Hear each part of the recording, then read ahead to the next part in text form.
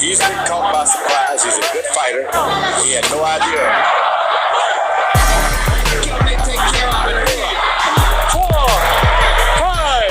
Manny Pacquiao kontra Lehlohonolo Ledwaba. Halinat ating balikan at pag-usapan ang pinakaunang boxing fight sa karir ng ating pambansang kamao na si Manny Pacquiao sa Las Vegas sa Amerika at ang dahilan ng pagbagsak sa boxing career ng South African champion na si Lehlohonolo the Stone Ledwaba.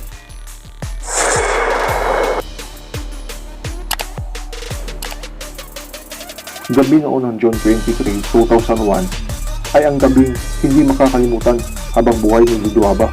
Sa gabi ito naganap ang pinakamahirap na away sa kanyang karera, ang makalaban si Manny Pacquiao. May boxing record noon ang champion na si Ledwaba na 33 wins, 1 loss at 1 draw. Habang si Manny Pacquiao naman ay may record na 33 wins at 2 talo. Pero ang istorya pala sa away na yon ay hindi pala si Manny Pacquiao ang original na makakalaban niya. Ito pala sana ay si Enrique Sanchez na nakatakdang kakaharapin niya bilang pagdepensa ng kanyang super bantamweight crown. Pero sa kadahilan ng nagka-injury nga ito habang papalapit ang away, ay si Manny Pacquiao ipinalit at ito na nga ang pinakaunang pagtungtong ni Manny Pacquiao sa Estados Unidos. Sa isang article ay sinabi ni Ledwaba na wala umano siyang kalam-alam sa estilo at pangalan ni Pacquiao. Sabi pa niya ay late umanong substitute si Pacquiao. 4 days na lang umano bago ang away nang malaman niyang si Pacquiao ang kakalabanin niya, na kung saan napag-aralan nila ang estilo ni Pacquiao sa pamamagitan ng videotape ay noong after ng weigh-in time nila, at sinabi din niya na hindi sila nakapag-train ng estilo at depensa para sa isang southpaw. Pero ayon sa datos ng boxrec.com, si Enrique Sanchez ay isa naman palang southpaw.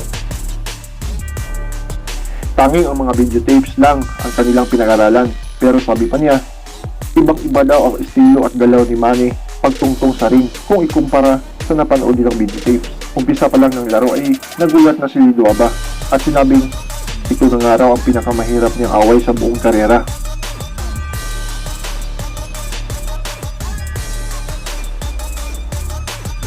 Lumalaban umano siya sa kaaway na di niya kilala at hindi niya napaghandaan. Sa second round ng laro ay nabasag ni Manny Pacquiao ang ilong ng champion na naging dahilan ng hirap niyang paghinga at nakaapekto na rin sa kanyang laro. Pinabulaan na naman ito ni Ledwaba at sinabing hindi umano kamao ni Manny ang nakabasag sa kanyang ilong, kundi nahidbat daw siya nito.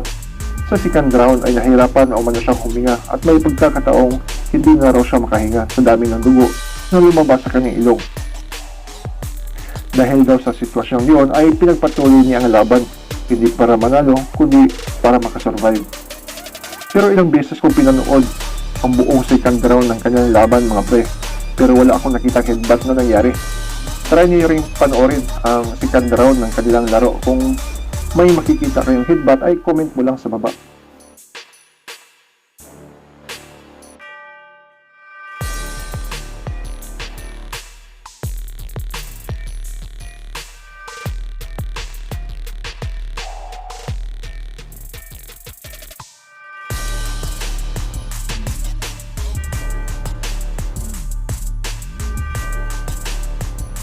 Patuloy pa rin ang pagmakmak at pagpapaulan ng mga power shots ni Manny sa 3rd round, 4th, 5th round hanggang tinapos na nga ni Manny ang champion sa 6th round sa pamamagitan na isang matinding lip straight na naging dahilan ng pagbagsak ni Ledwaba. Nakaabot pa siya sa bilang at nakatayo, pero halatang hilo-hilo ang kampiyon. Pinaulanan pa rin ito ni Manny Pacquiao ng mga power shots, hininto na nga ito ng referee. Naniniwala si Ledwaba na kung may sapat lang na panahong pag-aaral para kalabanin si Pacquiao, ay sa tingin niya may laban daw siya. Hindi niya sinabing matatalo niya si Manny, pero at least posibleng iba daw ang takbo ng laban. Matapos ang laban ni kay Manny ay nagpatuloy pa rin siya sa kanyang karera, pero ang laban niya iyon ang pinakahuling major title fight niya.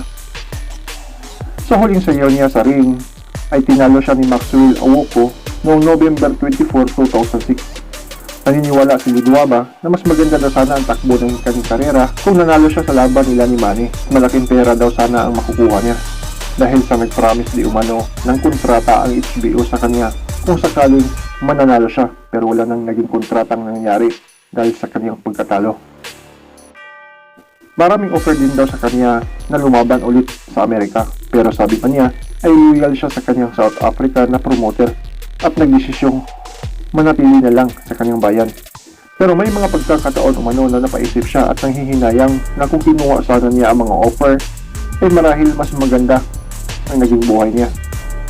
Habang si Manny Pacquiao ngayon ay napaka-successful sa buhay, sa negosyo man o boxing career, na kung saan ay kumikita siya ng napakalaking pera sa bawat laro at tinaguri ang one of the best pound for pound boxer at future Hall of Famer. Habang si Ledwaba naman ay nagmamayari at nagpapatakbo ngayon ng isang boxing gym sa Soweto. Nagretiro si Ledwaba na may boxing record na 36 wins, 6 losses at 1 draw.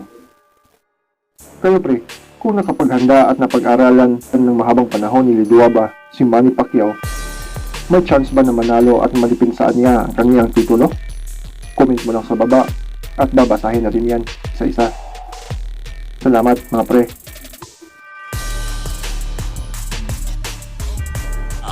His professional record, 32 victories, including 23 knockouts with only 2 losses. From Kimwabe, Philippines, here is the challenger, the former WBC Super Bantamweight World Champion, Manny Pacquiao. From Soweto in the New South Africa, presenting the reigning and defending IBF Super Bantamweight Champion of the World, Lehlohonolo, Hands of Stone, Ledwaba.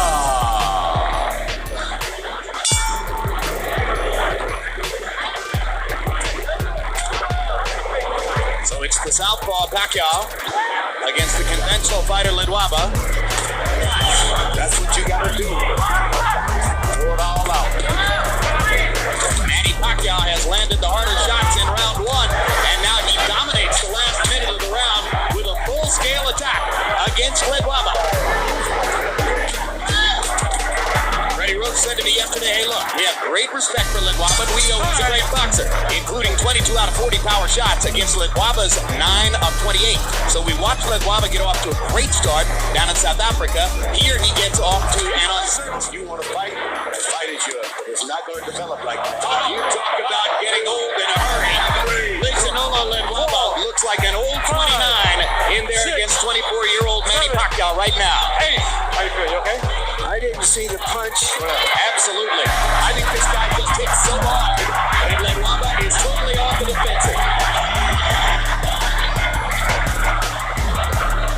Ledwaba came in as a potential star. Right now it looks like Pacquiao may go out as the star. He took this fight on only 2 weeks' notice. Only came here to America.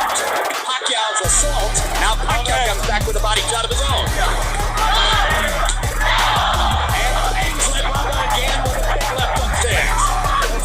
Well, he's going to get a chance, too, because Pacquiao is squaring up. Oh, hi. Sequence after see what caused the knockdown directly. All right, seconds out. Oh, yeah, that little left. A little straight left hand that was so short that you could hardly see it, but obviously Ledwaba really felt it. And now bigger left hand later on. Pacquiao landed 43 of 86 power shots. I don't know what doctor would say about that. I think he'd say exactly what you're saying.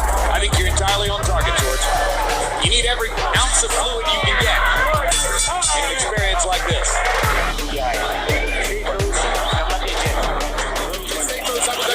Double that jab. I want you to start using your feints and your head movement. Alright? Absorb what he heard. We'll find out in a minute. Straight left hand, he said, followed by the left hook. Let's see. 10-8 red, that extra point for the knockout. That was incredible. It appeared as though Joe Cortez was learned. Gotta do it. Flag from the Philippines. Flag from South Africa. Giving us a fight. And Pacquiao wobbled, but stepping back Number two, to allow Freddie Roach to take over because they think Roach can take him to another level. Ledwaba is called Hands of Stone, which of course originated as... There aren't that many southpaw punchers with mustard. Pacquiao is fun to watch. Whoa. Over in Ledwaba's corner. He had no idea. Pacquiao may take care of it. 4, 5, 6, 7, 8. I will. We're going to continue. And almost a resignation in the eyes of Ledwaba. Yeah, and Joe Cortez has seen enough. That's a TKO victory for the very impressive Manny Pacquiao, who takes a good fighter and just takes him apart with power shots. Fighting against a fighter named Enrique Sanchez. As George said, he got surprised here. I think Pacquiao established home To the belt, the winner by knockout victory, and now a two-time world champion. He is now the reigning IBF Super Bantamweight Champion of the world, Manny Pacquiao.